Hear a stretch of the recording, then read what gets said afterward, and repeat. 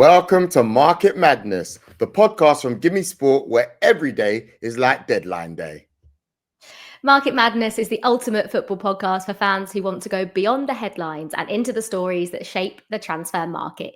Each episode will feature high-profile guests, breaking news, features, games, and challenges.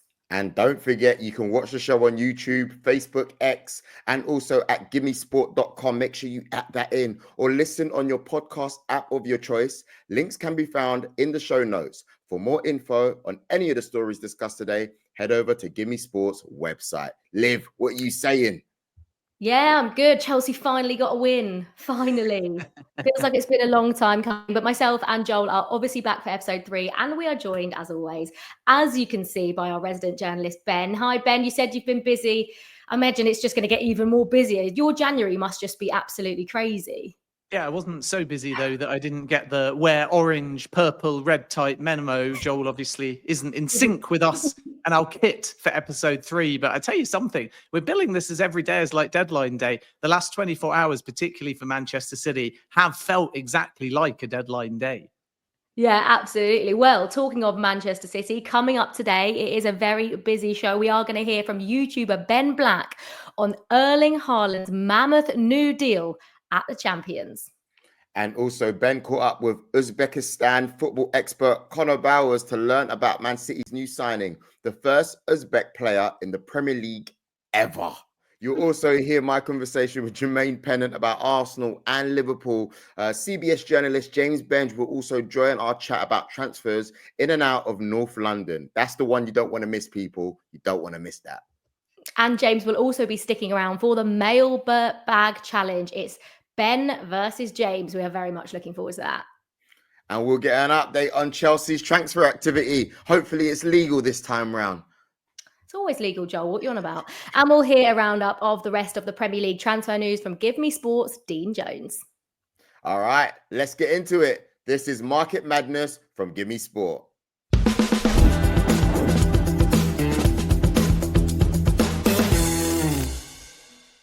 Now, before we start the show, we like to do this thing on Market Madness where we're going to give Ben a live question challenge. He's not just here for a social. We're going to make him work. Of course we are. Now, today's question is, could Vinny Jr. really leave Real Madrid for Saudi Arabia? This is a big question, Ben. We're going to check in with you at the end of the show.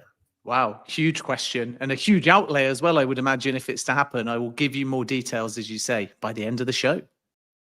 Brilliant stuff. I mean, I'll give you my opinion as well at the end of the show because I know you're dying for it. But let's look at our top story. We need to make sense of this huge 9-year contract with Erling Haaland at Manchester City. Ben, what can you tell us about it? Yeah, as you say, it's a 9.5-year deal, and Erling Haaland all in, base wage plus bonuses, earning somewhere close but not quite to £1 million a week. And in addition to that, he's going to be there until possibly the end of his career, but certainly his mid-30s. He's going to outlast Pep Guardiola. And this was something that all parties were working to for quite some time discreetly. Haaland settled in Manchester. And I think the other aspect to this, which is very interesting, is that the new deal has removed a lot of the exit provisions that were in the old contract. So although there's still clauses, and although there is an astronomical number in there that could allow somebody to bid for Erling Haaland and release him, you would think that only Saudi could afford that. Generally, a lot of the more market value provisions allowing Erling Haaland to leave in the old deal have now been removed. So it's a big boost for Manchester City, and coupled with their transfer activity, as I said at the top of the show, they've been very busy in January. Ben, you've said close to £1 million a week. Last time I checked, there were reports of it being 500k a week, and I thought that was crazy. Where did you get this almost £1 million from? Is it bonuses? What's the structure? We basically sat down with them and said, I want to be paid more than Joel Bayer gets for Market Madness. And they went, fine, all right. And that's how they got to the number of £1 million a week. But no, seriously, the old base wage of roughly 500k was without bonuses. And actually, Erling Haaland's approximate number was in the region of £850,000 a week in the old deal. So you can look at this as, I say, only in inverted commas, but a 150k approximate increase, taking him somewhere close to £1 million. But City sources are adamant it doesn't surpass the £1 million number. So it is an increase, but it's not quite as significant as if you only take that old base wage number of 500k, because you have to factor in he was on a significant number of bonuses on the old deal as well. Joel, what do you make of Erling Haaland effectively like locking himself into Manchester City effectively for the rest of his career? Because I'm a bit mind blown by it. Effectively, money is what I'm thinking. And secondly, I think it's money. I cannot see past anything but money, because if you were thinking about your things outside of money, you would probably go, well, Real Madrid's the obvious next move, right? They need a number 9. You know, you don't know what's going to happen with a Vinny deal. They've got Mbappe, but you could see them building a Galactico anyway. And if you've somewhat rejected that move so early on in your career, then it can only be about money. Or maybe he generally loves the city of Manchester. Has anyone considered that? Does anyone seriously love the city of Manchester? Like, no offense. I do. Like, I love visiting. No, I do actually quite like Manchester. I do like really going nice to Manchester. Yeah, it's just miserable weather, and that would annoy me. The weather's not great, but that's what I think of it anyway. Would you sign for that long? If it wasn't Chelsea, if it wasn't Chelsea,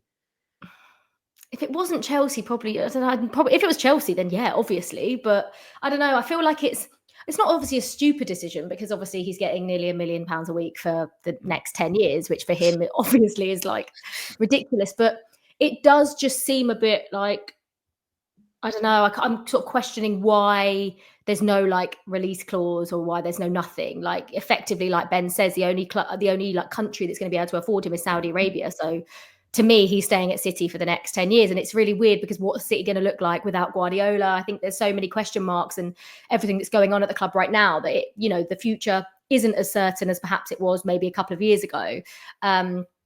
But anyway, we're sticking with City because, as you say, Ben, it has been a very, very busy time for them in the transfer window. They have been the most proactive of any club. So tell us a little bit about Marmoush, Hayes and Huzanov as well. Yeah, great pronunciations there. And it is Husanov, I'm told. We'll get the lowdown on that when we speak to our Uzbek journalist a little bit later. But the big one really is Omar Marmoush, who is about to join from Frankfurt. I can tell you the medical has already been passed. So City, at the time that we're recording this, are gearing up to a big Champions League game against PSG. They may therefore not announce it before that. But in the next 24, 48 hours, this one will be official. And effectively, he is a replacement for Julian Alvarez, who can play in that deeper lying role where De Bruyne operates, or alternatively move beyond a playmaker to a lead striker. He scored a ton of goals for Frankfurt. The total package is in the region of 80 million euros. And City are delighted with getting this one over the line, because there was no release clause. So when they first started negotiating, they felt like it wouldn't be possible because Frankfurt are pushing for the Champions League. But then they agreed terms with the player, and club-to-club negotiations went smoother and faster than perhaps City first anticipated. Victor Reis and also Abdulkadir Husanov are two young centre-backs that have both joined for in excess of 35 million euros on long-term contracts. Reis is a very interesting one, because the expectation from the Palmeiras end was that he would stay until the summer and then play in the Club World Cup and join City. But Manchester City have been able to escalate that transfer to now, which tells you that they obviously feel he can be part of their first team squad. You did speak to YouTuber, a good friend of ours, Mr. Ben Black, about his beloved Manchester City. Please, let's play the video.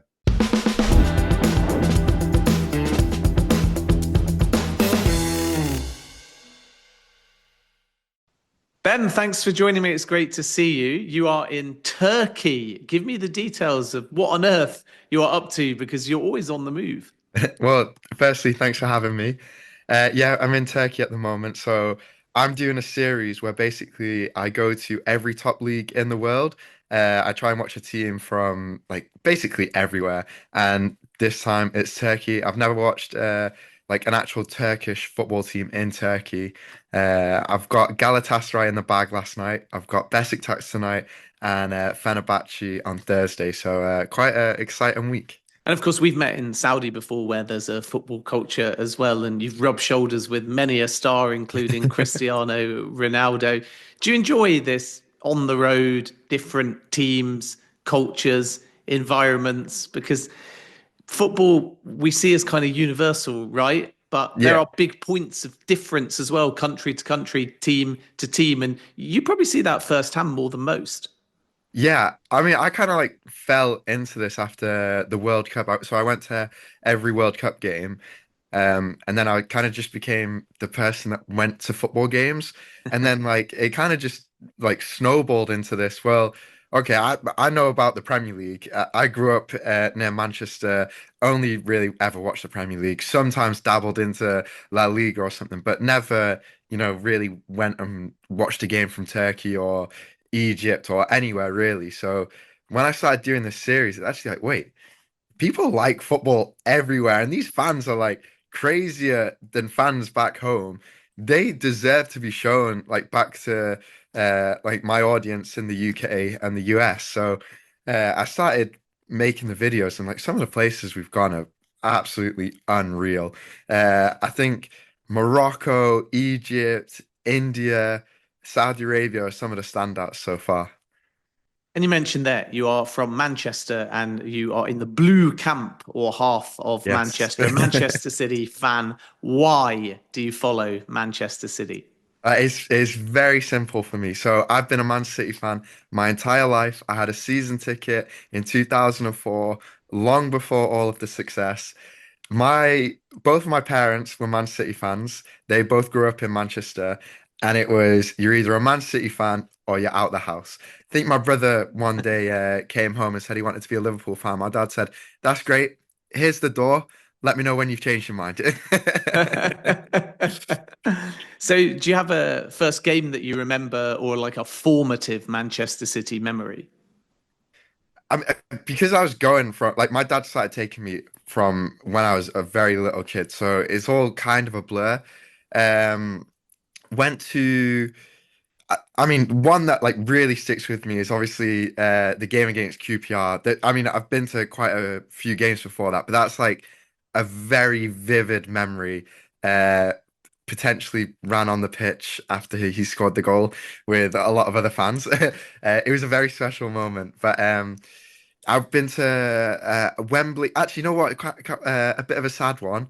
Wigan beating us in the FA Cup was at Wembley was a bit of a downer, but that was a memory before those times as well. You mentioned the Aguero moment against QPR and the incredible title win for Manchester City. Is that for you, if you've kind of got your fan hat on, I suppose, the greatest ever football moment? It's the greatest ever sporting moment. Nothing will ever top that. Like even in my own life, that is the happiest day of my life. The only one that's close is the treble winning Champions League. But I think just that Premier League, the way it happened, everything about it, nothing will ever top that in world sport, in my opinion. That you know what? So, I don't even think that's outrageous to say either. And when you actually look at everything, that is a creme de la creme. I mean, I get it, but behind me is Claudio Ranieri lifting the Premier League title for my beloved Leicester City. So I do slightly disagree with you. That is fair enough. Now, I have to talk about Manchester City now as well. And the big news this week, Erling Haaland, a new 10-year deal. Give me your reaction. It's beautiful, isn't it?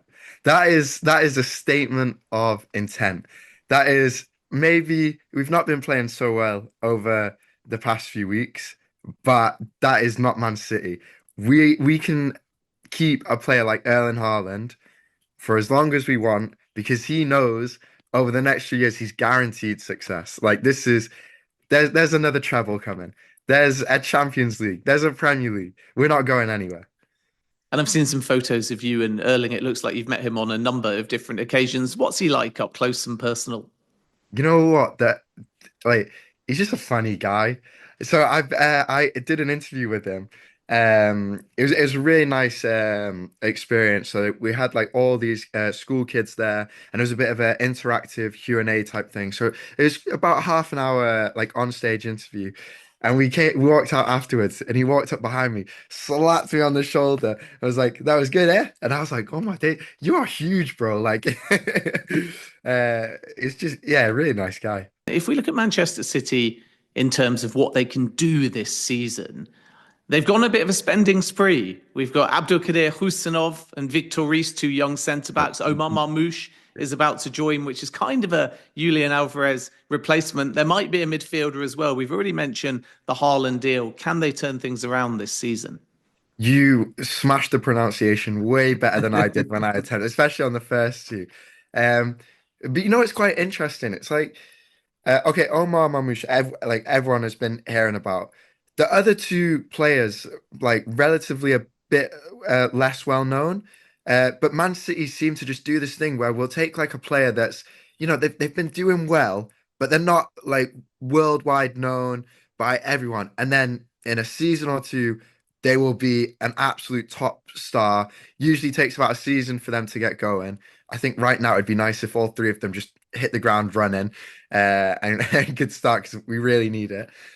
Can we turn it around? I think you can already see we're turning it around. Like, I think that like little dip that we've gone through, that's gone. We've got the confidence back. We've just won 6-0. We're flying. I genuinely, like, I'm quite excited for the end of the season. I think it's going to be quite surprising. Most people have got Liverpool wrapped up, leagues done. Just hold out a little bit. Hold out. Well, you'd expect the City fan to make that prediction that they can somehow catch Liverpool. So why not? Why not? I mean, there's half the season nearly to go still. You've got Leicester on there behind you. Crazier things have happened in football.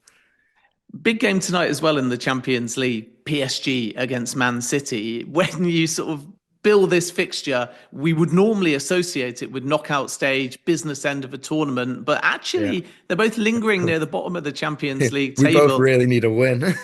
If one of these teams loses tonight, they might be out the Champions League. That is crazy to think about. But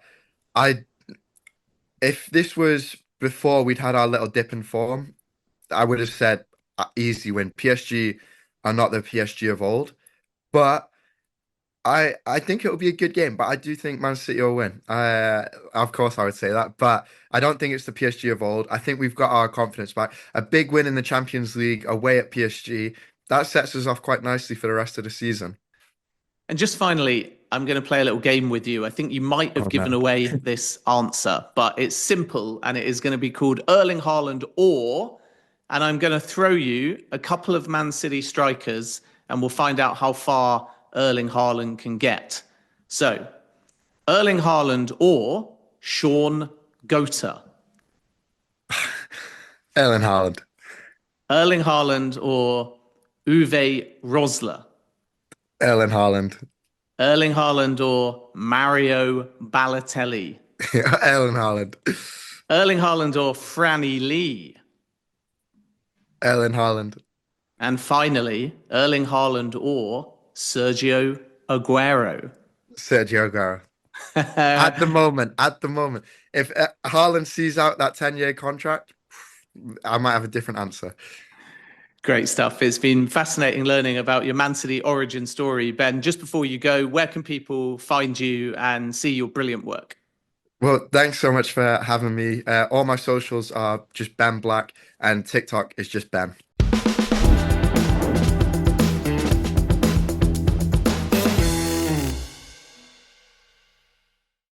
Right, before we get a little bit more information on Husanov, Ben, you've got some breaking news for us, haven't you? And it regards Chelsea. Don't break my heart, please. What you're going to say?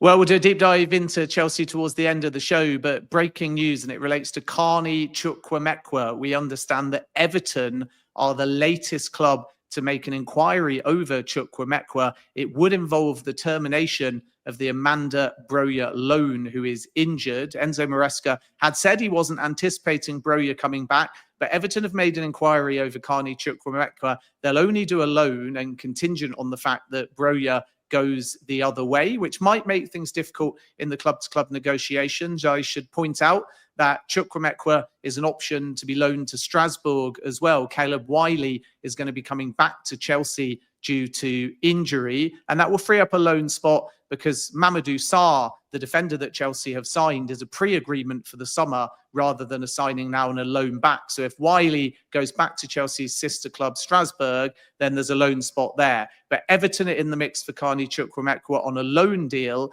and West Ham are still considering a permanent offer for Chukwuemeka. But the challenge is that Chelsea have got quite a firm asking price for Chukwuemeka. They want £40 million, which is the same number as his release clause. And I think a lot of the suitors looking to sign Chukwuemeka on a permanent deal or with a loan and option feel that that number is a little bit too high. Thank you very much, Ben. I have to be honest with you. I like him as a player, you know. And I don't really think like he's him. been given the opportunity. I think this is a big mistake. I would be open to a loan, but I don't want an option or an obligation in there because I do feel like there's a player in there that could. You're forgetting though, you guys are supposed to be getting Estavio as well, and he said he wants to play in the number 10 position. So he's playing out on the right. He's like 16, isn't he, or 18 or something like? Yeah, but he's the best talent that country have seen since Neymar. Yeah, but he's been playing on the right. He has out there. He said, though, publicly he wants to play central at Chelsea. Well, I'm sorry, you're not Cole Palmer and you're not coming in and replacing Cole Palmer. So you can start on the right. And if you're that good, we'll then see what happens. Yeah? Did you hear that, Estavio? Live spoken. There we go. Olivia Maresca. Exactly. But we did mention Usmanov earlier on. And Ben, you did catch up with Uzbekistan football expert Conor Bowers to learn more about him. Manchester City's new signing will be the first Uzbek player in the Premier League ever. Can we play the vid?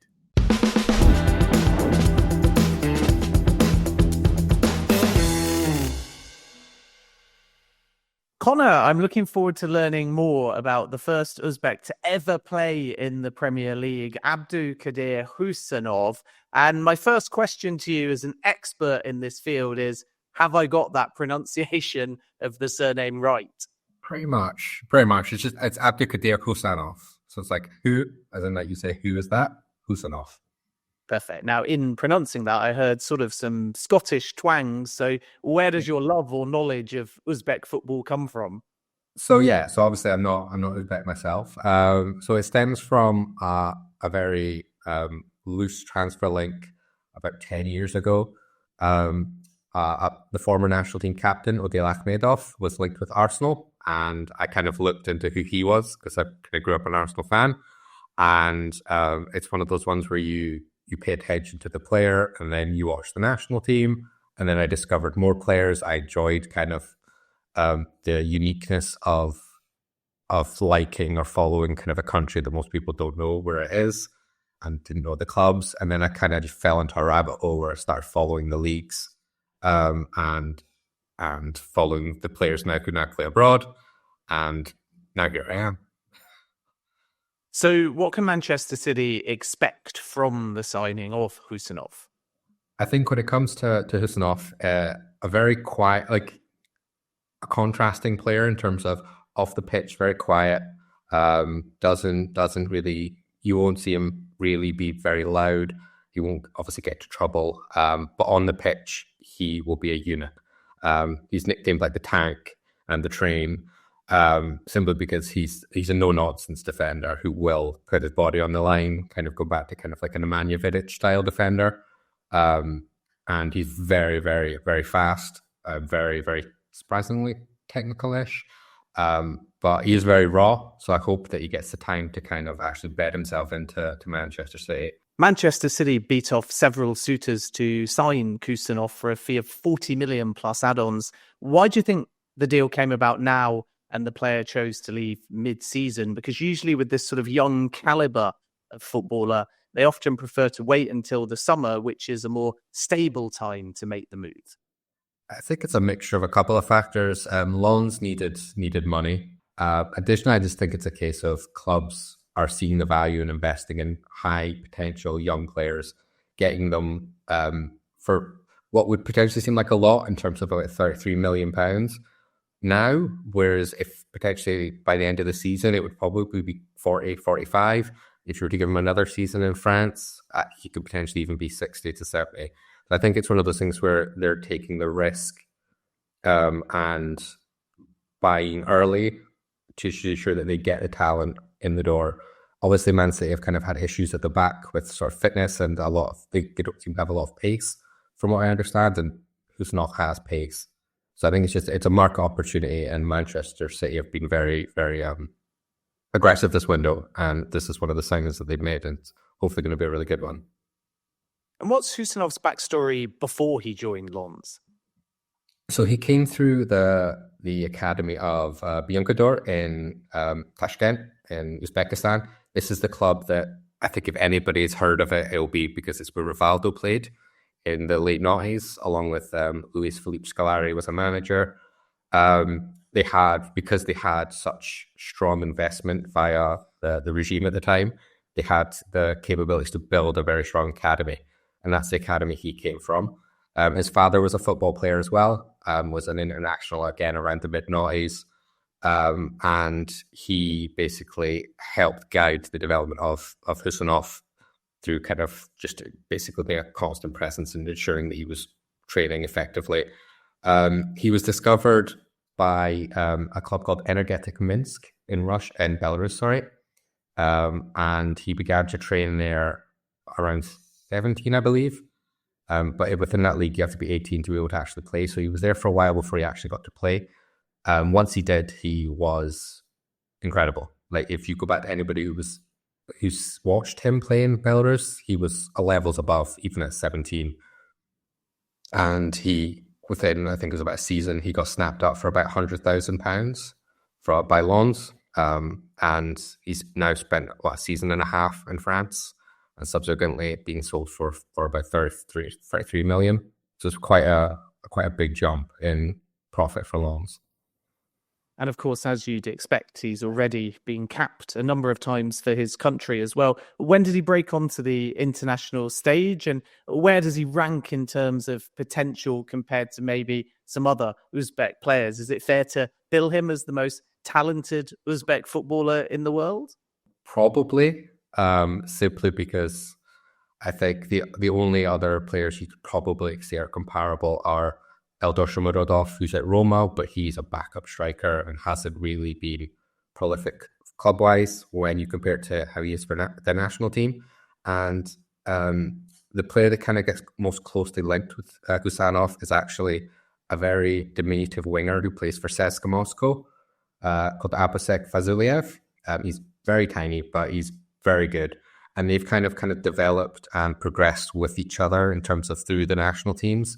And they're both consistent players to the national team. But Husanov is probably the one with the highest ceiling.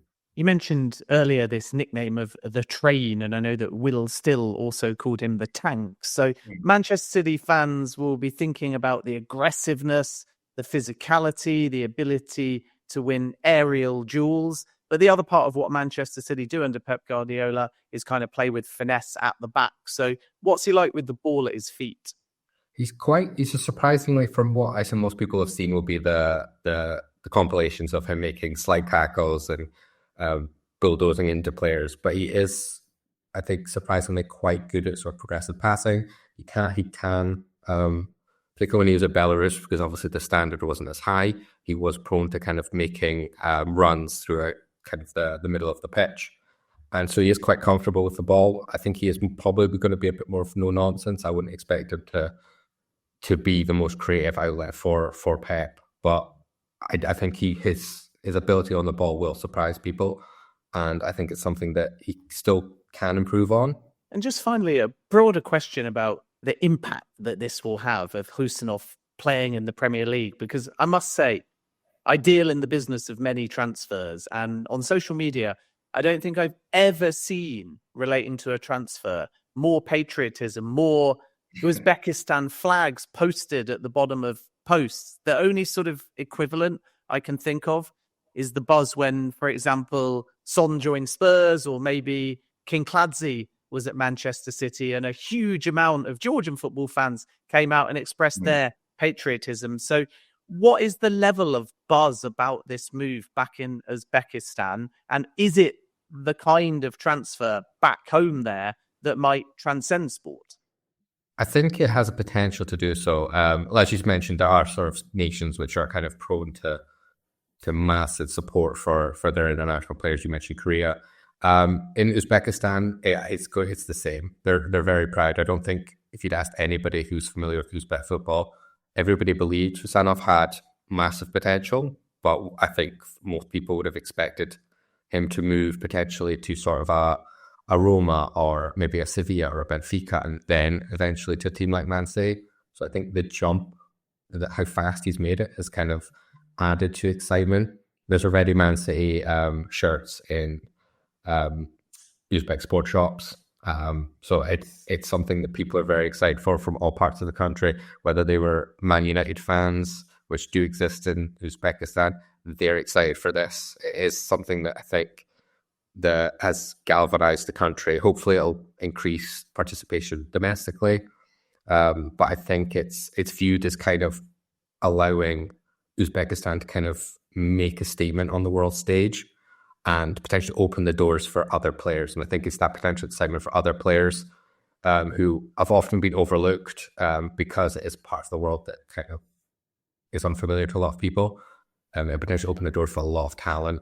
And remember, he's wearing that number 45, the Balotelli shirt at Manchester City. Conor, that was brilliant insight. Really appreciate you taking the time to give us the lowdown on Husanov. And just before you go, we can see your handle up there, Uzbek Football. But where can people find you? And give us a little bit of a plug for the other work that you're doing, because people would definitely want to follow you after hearing the lowdown on Husanov.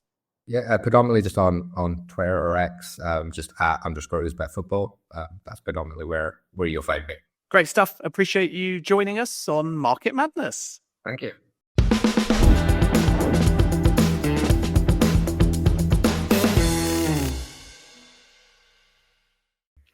Right, moving on. Next up here on Market Madness, Joel had a little chat with Jermaine Pennant. And basically, Joel was just trying to wind him up by saying that the title race between Arsenal and Liverpool is close. Is it that close? Jermaine was having none of it. Let's take a look. Talk to me, man. Like I said just before we started recording, it's tight at the moment, isn't it? Arsenal versus Liverpool. People are saying drop points, Forest. Well, if you look at it like this, they were the second best team in the league with 20, after 21 games. They won 12 games. So at that point, they were the second best team in the league, and it's where they were in the position in the table. So going in away to the next best team in the league at the time, getting a point is a good point. Arsenal have got to go to Forest. It's not an easy place. It's not an easy place. We have beat them. We have beat them at home already. Just letting you know, we haven't struggled against them. We showed them what was what. But that's fine. But that's like saying Arsenal, Liverpool beat Bournemouth. Arsenal lost to Bournemouth. Liverpool beat Brighton. Arsenal drew to Brighton. So it's causes for horses, isn't it? Is what you're saying. But there's big games coming up. Got a lot to catch up with. I can't see Arsenal going on a 14 or 10 game winning streak. To the end of the season. So, both teams are going to slip up. But yes, it's close. It's closer than it was. But Liverpool are still favourites at the moment. Jermaine, now you've seen us play this season, Arsenal, and we are lacking goals, especially with Saka's injury. Martinelli hasn't quite been the player we thought he was going to be. We've had to switch tactics a little bit, as we've mentioned many times this season.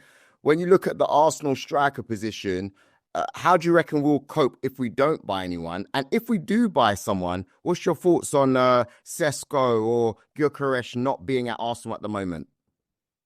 Well, first part of the question, I think, how are you going to cope? We've seen, Man United, for example. If you had a decent striker, you would have probably won that game 4-1. And there's going to become games like that where teams sit in, make it difficult. But if you've got someone who gets that one chance and puts it in the back of the net, going to win the game. So how are you going to cope? You're going to need your players all back. Saka's a massive miss. And Martinelli, he's got every single attribute apart from the finishing element of his game. So yeah, Odegaard without Saka he's a great player, but he's not the same player when Saka's not on the pitch or off the pitch. So I think hoping that's where you may struggle for the rest of the season. But with a striker, I think Gyökeres is he looks like a guy who can put the ball in the back of the net. Man United or everything. There's a lot of big teams in for him, and I think he would be a good fit. Who's the one you mentioned? Benjamin Sesko. Say Sesko. The thing is, he's a good player, but that's one you need someone who's kind of proven. I think he's one of those who'll be a risk taking him. If I was to pick one, I'll go with Gyökeres. We can see what he's doing over there. See what he's done to Man City. He's had a taste for the Premier League already. Went away, developed even better. And he looks like a guy who knows where the back of the net is. So if you're talking about proven strikers, would you bet some money on Arsenal possibly getting Isak in the summer? I think Isak is out of the budget. I don't think Newcastle probably would want to sell him through Arsenal. They don't need the money. I think they're the richest club in the league with the owners. They are, but obviously they got so much money, but they can't spend it because of the FAP rules. And it's costing Arsenal probably, close to 150 million. And I can't see Arsenal, spending that kind of money on a striker. They're going in for Zubimendi at the moment. Another midfielder. They're probably looking at a left back as well. So, you look at Arsenal's history, the Declan Rice deal was, a big shot with the amount they paid for him. But apart from that, they don't really go absolutely huge. So I don't see Isak going to Arsenal. Now, you're a Liverpool man yourself, played for the club and obviously still a big fan, which confuses me at times, as I've told you on other shows. But seeing as what we did for you, if we talk about Liverpool, Mo Salah, I mean, please talk to me. He seems like he's getting better and better every season. Yeah, this season he just literally, I don't know. It's like he's got a new lease of life under Arne Slot. And, when you ride that wave, it's sometimes, it's hard to fall off or get off. And he's been fantastic. Yes, last couple of games, a little bit of a dip, but there was tough games. But what a servant he's been for the club for the years. He's been the top goal scorer every single season, if I'm right in saying. An absolute club legend. And like you just said, is this season, without him, I don't think Liverpool would be where they are now. He's the equivalent of Arsenal needing a striker. What's your thoughts on the contract situation with Trent Alexander-Arnold, Van Dijk? How are you feeling about that? I'm feeling confident that Van Dijk's going to stay. I think Trent will go. With Salah, he's going to want to play Champions League football. He's going to want to play, in the big competitions. I don't see him going Saudi in the summer. I think for him, it's not about money. So I think there potentially could be a deal there as well. Maybe another year extension. It won't be a big one, but just another year. So I think those two will stay. Personally, and Trent will go. If I had to keep just one, then I'll probably say Virgil. I'd probably keep Virgil. Now, I want to talk to you about, you've been to big grounds in your career, whether it's when you played for Arsenal, a real team, or even when you was at Liverpool doing bits and bobs. You've obviously played in the biggest stadiums in the country. Can you tell me which is the most stadium with the most fear atmosphere, would you say? I'm not just saying this, and I'm taking off all my hats, but you ask any manager, any team, that when Anfield is rocking, it's probably one of the most daunting places to go. I think, you ask Pep, he says his hardest places to go is Liverpool away. Alex Ferguson, when United used to go to Anfield, or at Rio, the way they used to prepare was crazy. You ask Arteta, he's playing You Will Never Walk Alone in training. You're not hearing that played. He's not playing any other songs or Spurs songs or, Man City songs in training. It's Anfield. And me playing there and being there, I seriously see not the fear, but what it will do to the opposition walking down that tunnel and you hearing You Never Walk Alone getting played. It's like certain players were starstruck as well. So yeah, for me, it would be to see Anfield. Jermaine, thank you very much for your time. I'm sure I'll be bumping into you as I do during the course of the season. Cool, mate. Keep up the same energy, mate. Yeah, always good to talk to Jermaine. Normally, I love talking to him when we're doing better than his team. But hey ho, we'll wait. Still 17 games to be played in the league. Liv, let's just calm down. There's still plenty of time for Chelsea to catch Arsenal. Yeah, for sure. But yeah, we're now joined by CBS journalist James Benge to keep the Arsenal conversation going. Let's bring him in, please. Hi, how's it going? Hey, James. Hey, James, you okay? Yeah, good, thanks. Good to see everyone. Some familiar faces here. Joel, nice to meet you as well. Nice to meet you, man. These glasses, Benge. Amazing. Fresh new look. Mate, he probably needs to analyze our mistakes we've been making so far this season. We've got a bunch of questions for you. I would love to kick off, especially for me. Look, we've been struggling in the attacking area. I want to know, firstly, who are Arsenal's main striker targets, James? For this month or in general? Both. Because it's... Well, that's sort of in asking that question, I'm sort of pointing to the problem there, which is if you sort of asked Mikel Arteta, who would you most like to lead the line at Arsenal over the next 5 years? I would think the answer you would get from him, if he's speaking honestly, which he rarely does in public, would be Alexander Isak, superstar, like everyone at the Emirates saw a few weeks ago, one of those players that only needs one shot to change a game. But obviously, that's going to be very difficult at any time and is impossible in January. So that complicates matters a little bit about what you might do this month, because you don't want to put yourself out of the mix for other top targets. So Benjamin Sesko as well, a player that Arsenal would have really admired, that they tried to sign a year ago or back in the summer. And those are both difficult deals to do right now. So in terms of what they might do in January, I think something will happen, but honestly, I couldn't even give you a name because it's got to be reactive to where the market's at. It's got to be who can we get on loan, or who could we get as a project, or someone that can come in and be the second or third choice striker long term and doesn't block out a space for an Isak or a Sesko or someone like that. Please don't get Alexander Isak, because that for me, when I just think it doesn't solve all of Arsenal's problems, but it solves the main Arsenal problem and a lot of them in one go.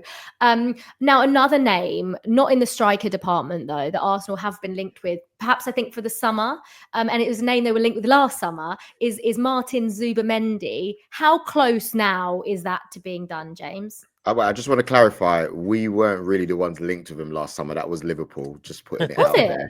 Yeah. So that why means... do I think it was you? Because you probably thought Arsenal failed to get another target, and I'm going to take... No, I actually didn't. I genuinely thought you were linked with him last summer, and then it's just happening this summer. You're both right, in fairness, because Arsenal looked but didn't move, and Liverpool bid, and then Zubimendi kind of took a U-turn. Right. Yeah.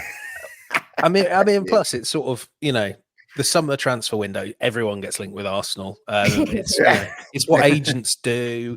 And they know it'll get headlines. I mean, and it's the same with Liverpool, Chelsea, Man United, and the Spanish teams. Zubimendi's extremely likely. It's not done yet because, of course, they have to pay the release clause. But Mikel Arteta has been messages have come from Arteta and the Arsenal side for a very long time, convincing Zubimendi, who, as Ben said there, rejected the chance to go to Liverpool. And has sort of rejected the chance to go elsewhere in the Premier League when it's been put to him in the past, that this is the time to move and this is the club to move to. So they have to go and pay the release clause. And my expectation is that they will either do that, or actually more likely will go a little bit over the release clause, just to sweeten the payment terms. The way a release clause has to happen is you have to go and deposit the cash at La Liga offices effectively, or make that bank transfer.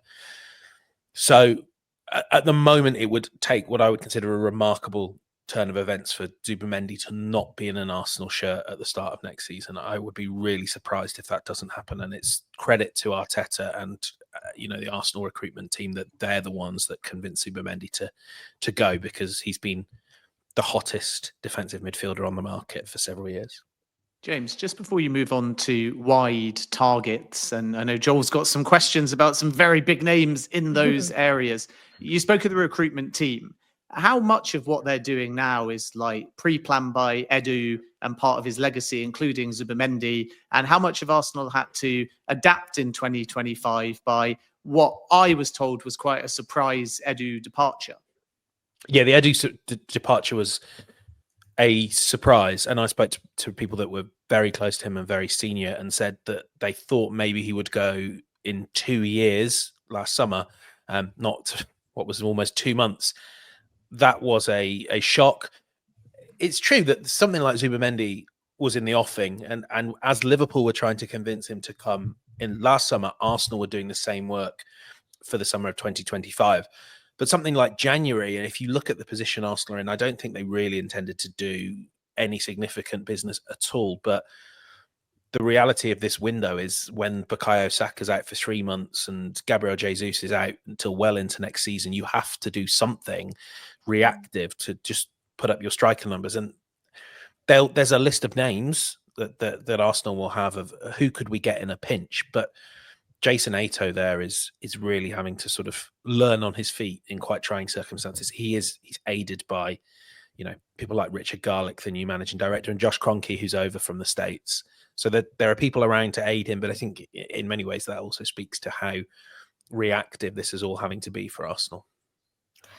Whilst we're on the subject of Edu, James, is there anyone that's like in the line to replace him? Like, is it a decision that's going to be made sooner rather than later?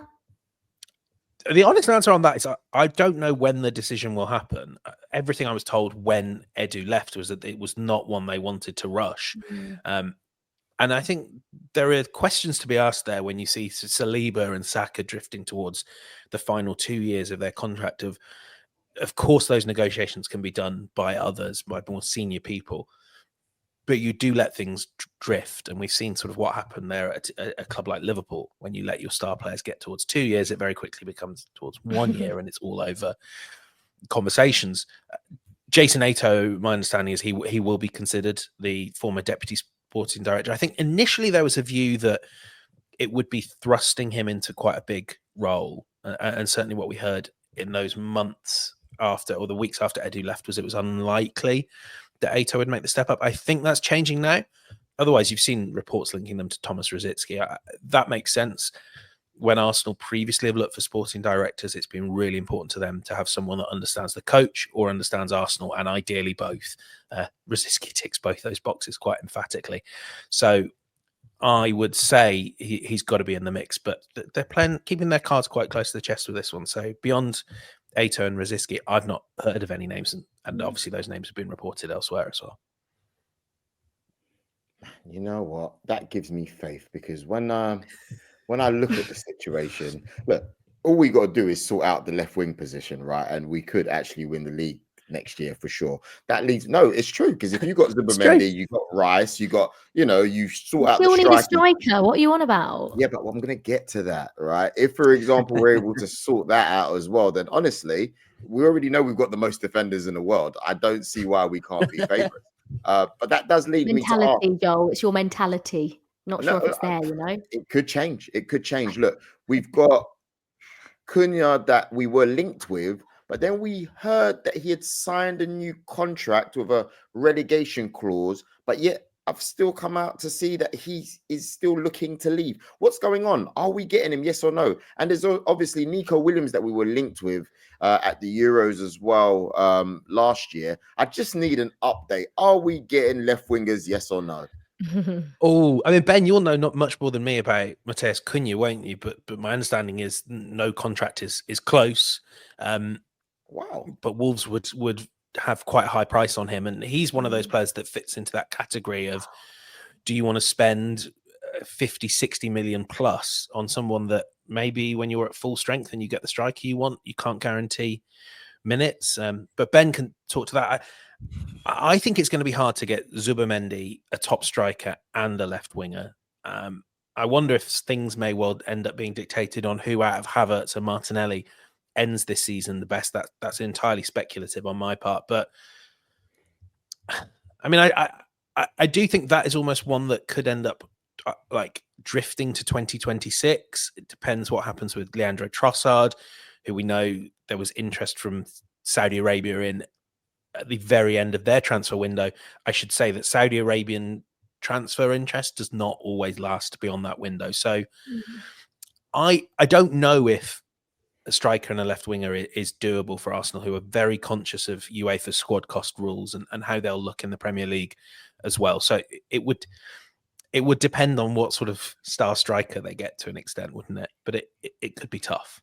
Interesting, because other clubs seem to be able to get away with all sorts of transfer stuff, but I don't know. Anyway, if only Arsenal had some hotels to sell to themselves. Yeah, One day, you never know. Just to quickly add on Cunha as well, the latest situation is, as you rightly say, Joel, very confusing. He verbally agreed terms and a long-term deal, but the sticking point is this release clause, and there may be two. One at a lower number, around the 40-45 million mark for relegation, and another, if Wolves stay up, that you would expect to be a little bit higher. Wolves' perspective is that they always allow their players to leave under the right circumstances, but Cunha may feel a little bit bound by a new contract, a bit like, in hindsight, Moises Caicedo might argue when he extended at Brighton, it made his eventual move to Chelsea a lot harder, and there was no release clause there. So Cunha hasn't signed yet. There's a window of opportunity. It's not true to my understanding that Cunha has yet agreed personal terms with Arsenal, but they obviously wouldn't be a problem. You have Nottingham Forest who are across the situation as well. So Cunha is going to be one to watch between now and the end of the window, because nothing is yet signed with Wolves, but it's still a big outlay to get done in January because Wolves value the player at in excess of £80 million. Yeah, I think Cunha would start off the left for Arsenal. I see him being better than most of those left wingers that Arsenal have. But also on the right side, James, Saka's played so much football. He's now injured and out for a while. Surely getting a right winger should be a priority for Arsenal, so that Saka doesn't have to play every single game in every single competition every single season. I mean, that's definitely a worry. And it should be. I suppose if you get the left winger, we've seen Arteta willing to use Gabriel Martinelli off the right. There is also, Joel, I know you'll be excited, the great hope of Ethan Nwaneri, who I know we're looking at very small minutes here, but has had some fantastic cameos and performances off the right. He's back in training right now. So that's another one where I think to an extent you need to leave space in your squad for a Nwaneri, for a Miles Lewis-Skelly to grow and to develop into stars. So at some stage you kind of have to pick a position where you're not going to be as strong as you might like and where you're going to really rely on players. And I think to an extent Bukayo Saka's just on course to be one of the best players in the world. So you're going to want, like, I don't know when the games are that you would just not play Bukayo Saka if you could, beyond like the third round of the EFL Cup. So that would be such a hard one to recruit for. I think it's sort of Ethan and it's hard, really. But the guy needs a break. Let's be honest. But we need to talk about really quickly. Thomas Partey, will he be leaving to go to Saudi this summer? Yes or no, James? No progress on a new contract, so that set the stage for him to leave. Saudi Arabia. Oh. Ben and I spent a lot of time reporting on Saudi Arabia in that first mad summer, and some of the stories I couldn't tell you would stun and shock you. I know there are really big plans this summer. So Thomas Partey is kind of going to be one of those players that's a little bit further down the list. And if big teams can't get who they want, I'm sure there will be offers and interest for him. But yeah, I'm not really seeing at the moment any indication that Arsenal will be offering a new contract. Okay, James, and just quickly, across North London, it's been a pretty terrible season, I think, for Spurs and Ange Postecoglou. Have you got anything on the latest on his future? Try not Lot to of sim- smile, Liv, asking that question. It doesn't I seem. think we're all smiling here, aren't we? We're all See too smiling, many you know? crestfallen faces. I think Ange Post. I think there are questions for Ange Postecoglou as to why he gets so many defenders injured. But really, within Tottenham right now, there is an awful lot of understanding that he has been rolling out defenses that have got 18-year-old midfielders anchoring the back line. So there comes a stage where the drift would become too much, and every club backs their manager till the very day and the very statement that says, we don't back our manager anymore, we've sacked him. But I think there is a real understanding that Postecoglou has had the hardest injury situation in the Premier League, maybe in Europe's top 5 leagues. So I think the real assessment on him will come when Mickey van der Ven's back and Christian Romero's back in training today. So you might see a bit of an upswing there. And who knows, he might even win a trophy. Oh, God, James, don't say that. Jeez. I think one thing with Ange and Spurs is the way I look at it is if Arsenal lost Raya, Saliba and Gabriel, how much worse would they be? And I think the drop-off is significant. So I do think you have to wait till they're back fit. But again, the way Spurs play, how long are Romero and Van der Ven going to stay fit for? So that is the question. Right. Thank you very much for that, James. But don't go anywhere, because after the break, you are going to be taking on Ben in the Journalist Quickfire Mailbag Challenge. Remember to look out for Market Madness on social media at Give Me Sport, and you can head to givemesport.com for more information on any of these stories we have been talking about today. This is Market Madness from Give Me Sport.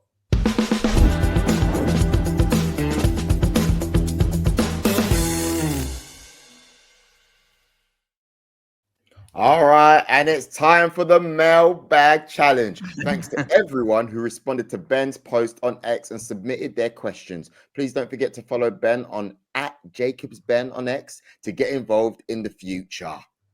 Okay, right, James. The big question is, can you answer more questions than Ben in 90 seconds? Now, we need full answers. It can't just be a yes or no. And because, James, you are our guest, you're going to go first. Your 90 seconds will start after I finish reading your first question. James, are you ready? No, I'm incapable of self-editing. Right. So am I, though, so it'll be fine. It'll finish 1-1. Okay, so your 90 seconds starts after I have read this. Your first question: why have Arsenal regressed? Arsenal haven't regressed. They've stayed at about the same level they were last season. I mean, they are literally still second in the Premier League, but they've just had injuries to 2 of the big 3. All three of them throughout this season, so it's no wonder they're not winning the league. Okay, will Ronaldo extend his contract at Al Nassr? I think so, probably not for a long time, but for a lot of money. So he may not be there for a long time, but he'll be there for a good time. Give me one extravagant transfer rumour for the rest of the window. Oh my Lord. For the rest of this window, I think Neymar to wherever Neymar might land, because I'm not sure it's Santos anymore, or potentially even staying in Al Hilal is going to be a huge story that people haven't really processed yet. Are Arsenal in the market for another keeper? Yeah, for the summer, for certain. I don't think Neto's the long-term option. I don't think it will just be Joan Garcia they look at, though, either. Is Zinchenko an exit likely in 2025? More likely than not. They've got so many left-backs, they don't know what to do with them, and it would help if some of the ones they did have could stay fit. So if there's the right interest in Zinchenko, I think Arsenal are ready to do a deal. Will Spurs sell Richarlison? No, because I don't really think anyone's going to try and buy Richarlison. Did Arsenal make a mistake selling Balogun? Not at all. I think they did quite well to get the money they got for him. He's a good striker, but I couldn't ever have seen Flo Balogun developing into Arsenal's number 9. What strikers do Spurs like? I should have researched this one, shouldn't I? James, that was very good. It was so good. I'm not having that last answer, though. I didn't have time to research one. Should not count as an official answer. Strike it from the record. John Bayer, Olivia Bazaglo judges. Yeah, I think that's fair. But James, that was very, very good. I thought that was a strange response, to be honest with you. I didn't have time to study this. I don't know. I panicked. I knew he was running out of time. That was all. Yeah, I could hear it, couldn't he? Right. Ben, this is the same for you. Can I just say, though, before we start, I'm about to level the playing field. Oh. He means business. Absolute He nerds means here. business. He's got the glasses on. Okay, Ben, your 90 seconds will start after I finish reading your first question. Your first question is, West Ham's kryptonite is signing the right striker. Is Jonathan David on their radar? Sorry. Yeah, they have looked at Jonathan David, a free transfer in the summer. I would say it's Newcastle from the Premier League pushing for now. West Ham have explored Evan Ferguson, Taiwo, Iwanyi, and let's not forget they bid for John Duran, and that was rejected at 57 million.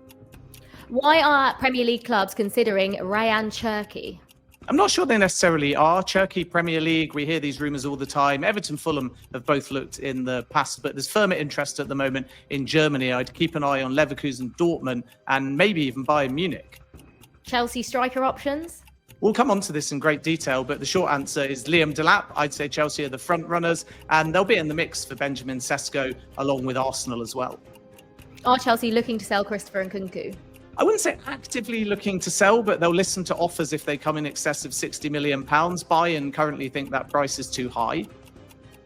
Will Miguel Almiron to Atlanta go through? Yeah, it should be done in the next few days, but don't be surprised if Newcastle keep Almiron until the end of the window because Atlanta are only in pre-season. So it's done, but we might have to wait a bit for it to become official.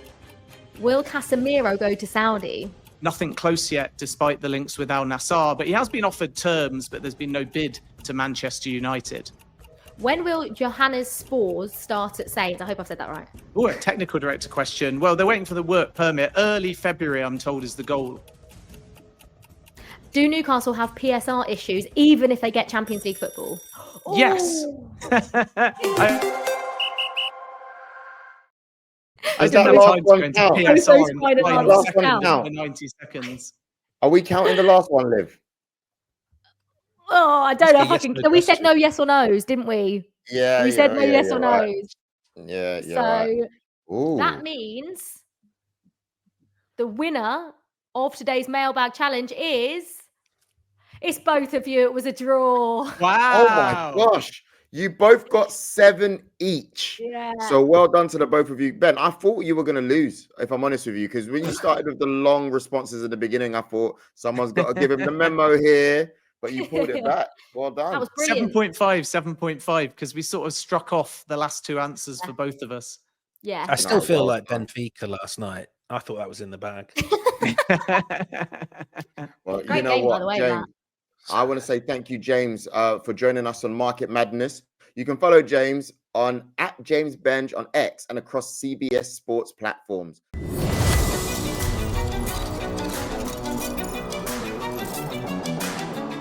Patrick Dorgu, though, big story. The Lecce fullback. We know that Manchester United want to try and sign somebody in that position. Even though Diego Leon has already joined the club, that's more one for the long term. And last night, after a day of talks, there was a first offer rejected in the region of 27 million euros plus add-ons, taking the total package to 30 million.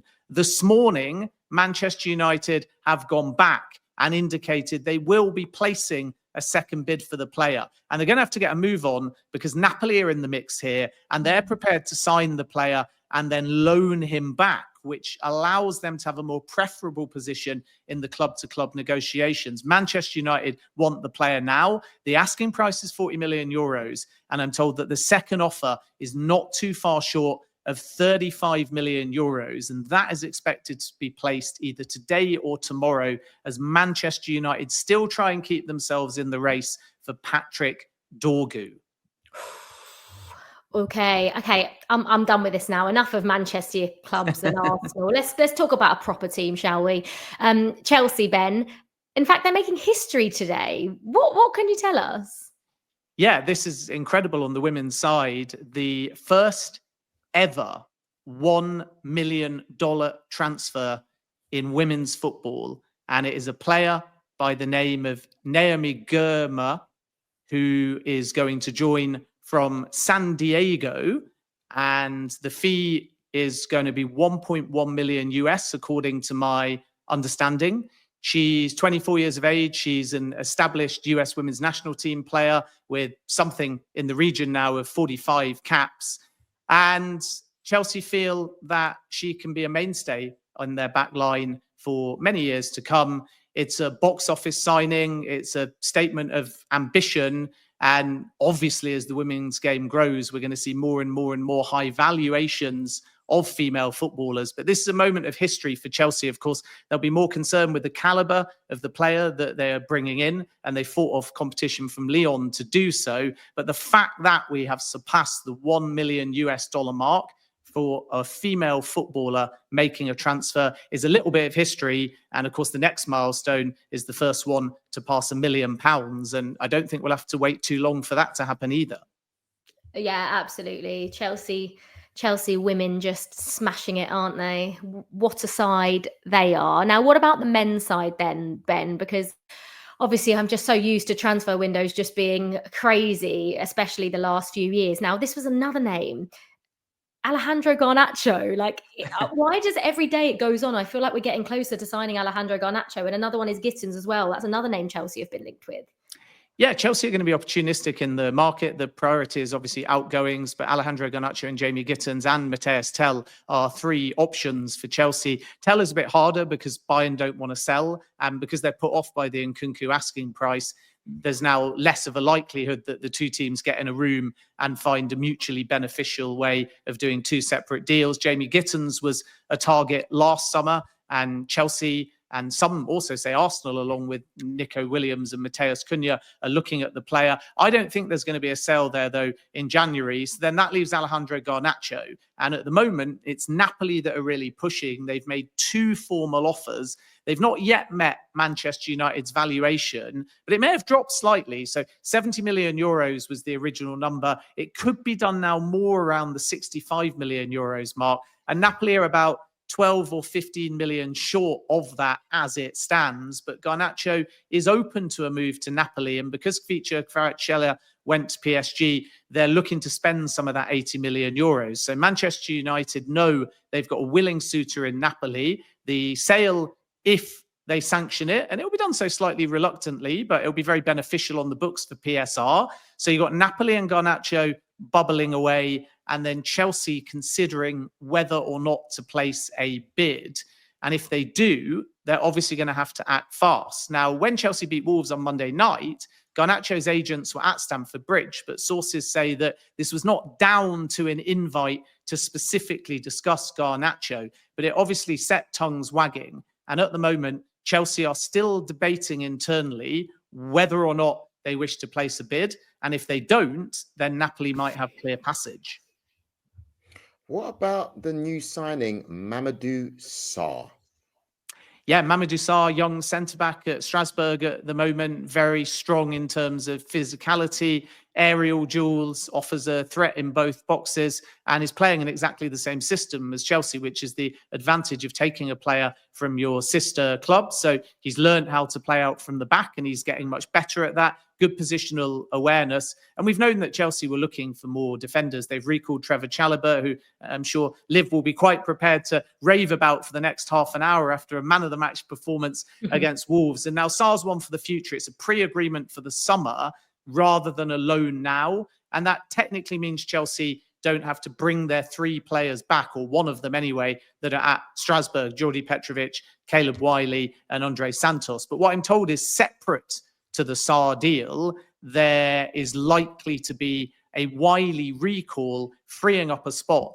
And that's where either Aaron Anselmino or Carney Chukwuemeka might get the opportunity to go to Strasbourg for the second half of the season. The fee for Sarr, 14 million euros. It's a done deal. But again, to emphasize, Joel, it's pre-agreed for the summer rather than sign now and loan back. Enough about Chelsea. Now we have a video message from Gimme Sports senior transfer correspondent Dean Jones for a roundup of the rest of the Premier League transfer news. Listen up, West Ham fans, Newcastle, Everton, and Bournemouth fans. You're going to love this one. It's for you.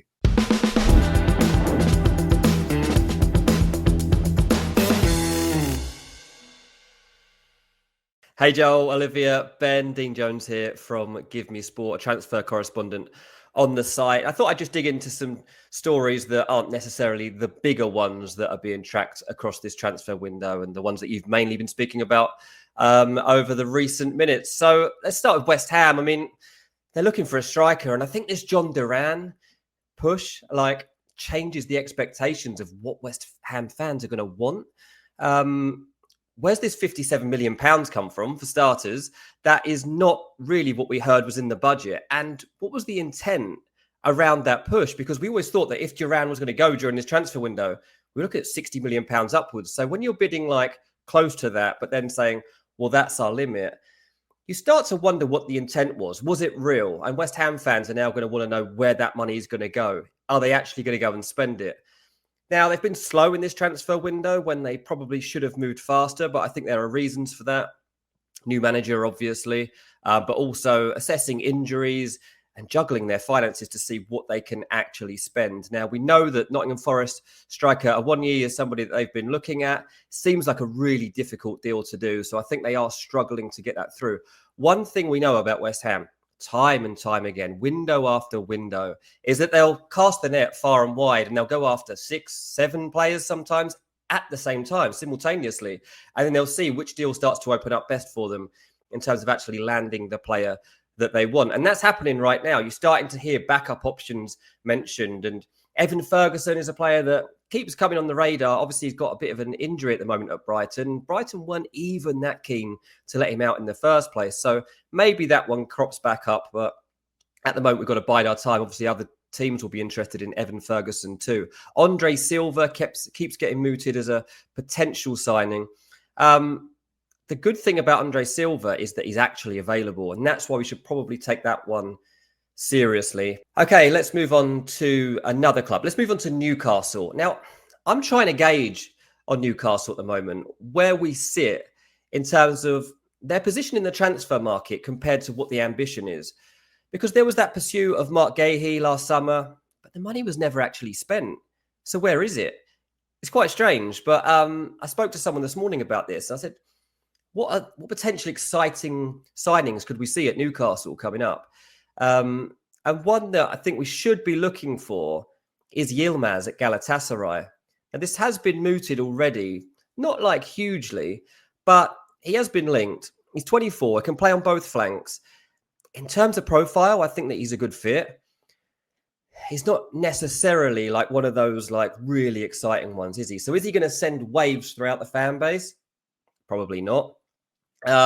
He's also not necessarily as easy a get as you might believe. West Ham have actually touched base about signing this player as well. And Galatasaray, they weren't very open to it. So we'll have to wait to see exactly how feasible that deal turns out to be. But yeah, look out for Yilmaz. Let's see. It seems to me that we're in a situation where Newcastle are more likely to make sensible transfer decisions around their recruitment.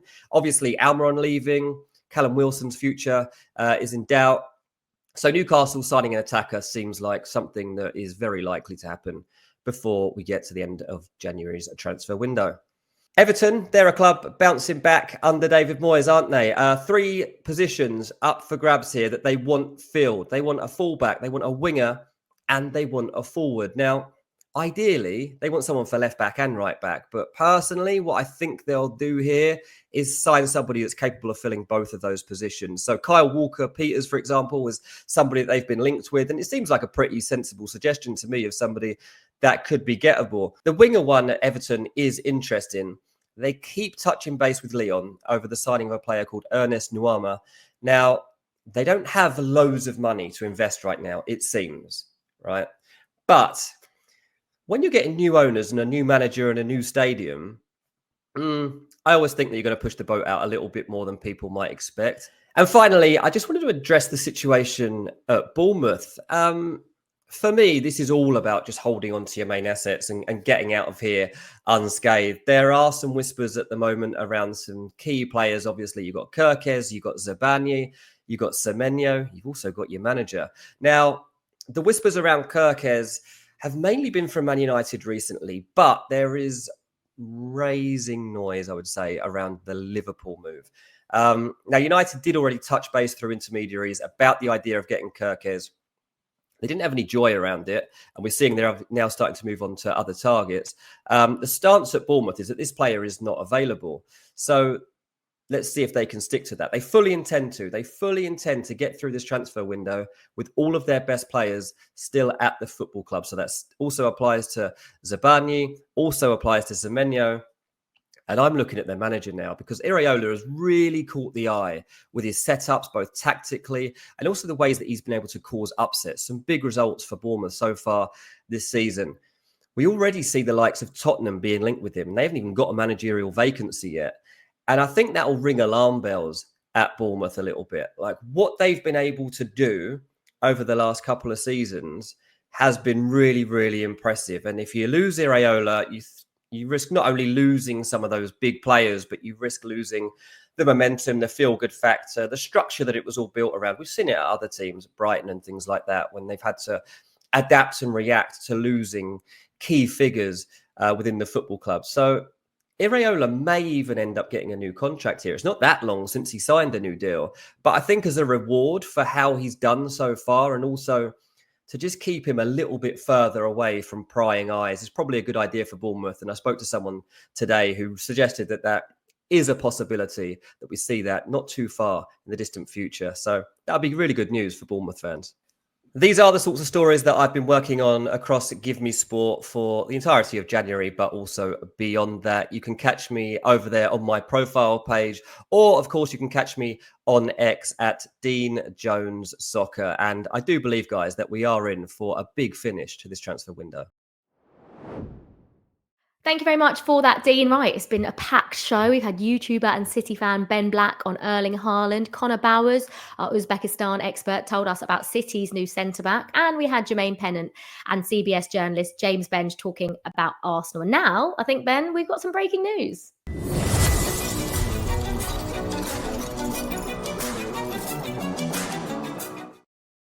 Wilfried Zaha to Charlotte FC is a done deal. It is a loan through the entire 2025 MLS season, followed by the opportunity for a further 6 months, taking him potentially into 2026. And I'm told that all formalities are done, that all the paperwork is complete. So we're just waiting for the formal club announcement there. But Wilfried Zaha, a loan deal to Charlotte FC, is now fully complete.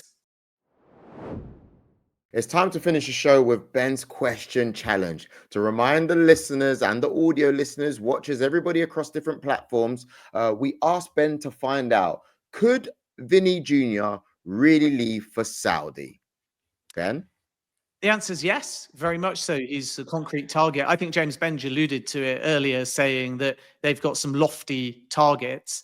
And there's a few things I've been able to find out. Number one, Vinny Jr. has a 1 billion euros release clause. And obviously the Saudis are not going to look to trigger that. Nothing is going to be possible in January. But there has been a club allocated, even though several, including Al Nassr and also Al Hilal, have said they would like the player. But Al Ahly is the team in mind. And the reason for that is because you've got Al Ittihad Benzema, Al Nassr Ronaldo, and at the moment anyway, Al Hilal Neymar.